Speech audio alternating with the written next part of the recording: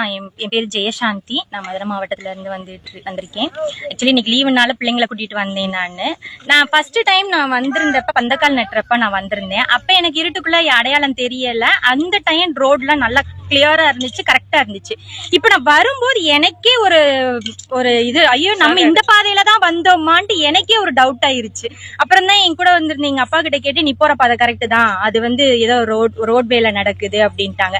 எனக்கு அப்பக்குள்ள எனக்கு தோணுன ஒரு விஷயம் என்னன்னா, இது வீம்புக்குனே அரசாங்கம் பண்றாங்கன்றது என்னுடைய பதிவு. இது எனக்கு கொஞ்சம் கூட பிடிக்கல. ஏன்னா எவ்வளவு வேலைகள் பெண்டிங்கா இருக்கிற போது இந்த ரோட்டுக்கான வேலைகள் அவங்க ஆரம்பிச்சிருக்கிறது கண்டிப்பா இது தவறான செயல் தான்.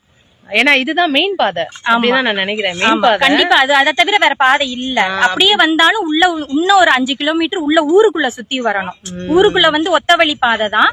அதை நம்ம கரெக்டா சொல்ல முடியாது. அது இன்னும் கிலோமீட்டர் ஜாஸ்தியா தான் ஆகும். நான் மதுரை மாவட்டம் வடக்கு தாலுகால இருந்து வரேன். அந்த தண்ணி பைப்புக்காக அதிகமா பள்ளம் தோண்ட வேண்டியிருக்கு.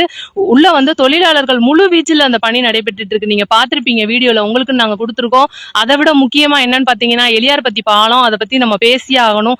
இவ்வளவு நாள் பார்க்காத அந்த பாலத்தோட வேலையை இந்த மாநாடு நடக்க போற இந்த தோண்டி போட்டிருக்காங்க.